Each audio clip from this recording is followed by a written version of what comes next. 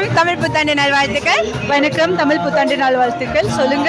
சரி, இங்க என்னமோ கேம் விளையாடுறாங்களே, என்ன கேம் தெரியுமா?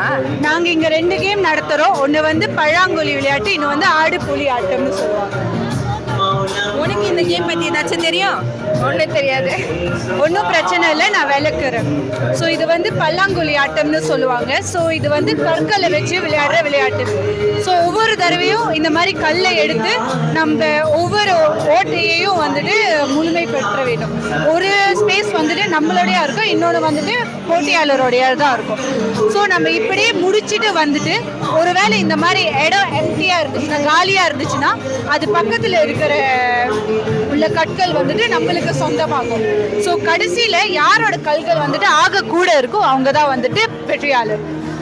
நல்லா இருக்கு, இன்ட்ரெஸ்டிங்கா இருக்கு. அப்படியே அந்த ஆடு புலி ஆட்டத்தையும் எக்ஸ்பிளைன் பண்ணிடுறீங்களா?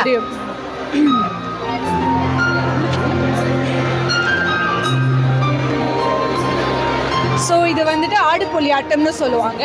நாங்கள் புலி பற்றாக்குறைங்கிறதுனால இதை வந்து புலியாக வச்சுருக்கோம். ஸோ மொத்தம் 3 புலி இருக்கும். 3 புலியும் வந்துட்டு ஒவ்வொரு முக்கோணத்தோட ஒவ்வொரு புள்ளிலையும் வந்துட்டு இருக்கும்.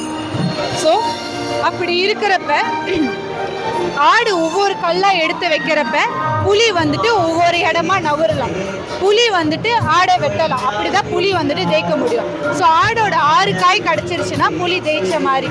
புலியை எப்படி ஜெயிக்க அடிக்கிறதுனா, அதாவது ஆடு வந்துட்டு எப்படி ஜெயிக்கணும்னா, புலியை வந்துட்டு நவர முடியாமல் பண்ணணும். ஒருவேளை புலியை வந்துட்டு இந்த மாதிரி நம்ம பிளாக் பண்ணிட்டோம்னா, அதோட புலி வந்துட்டு நவர முடியலன்னா ஆடு வெற்றியாளராக ஆயிடுவாங்க. அதுதான் ஆடு புலி. இன்ட்ரெஸ்டிங்கா இருக்கு. சரி, நீங்க எங்க இருந்து வரீங்கன்னு நாங்க தெரிஞ்சுக்கலாமா? நாங்க வந்து, என் பேர் குணவதி. நாங்க வந்து HYS புத்தையை ரிப்ரசென்ட் பண்ணி வந்திருக்கோம்.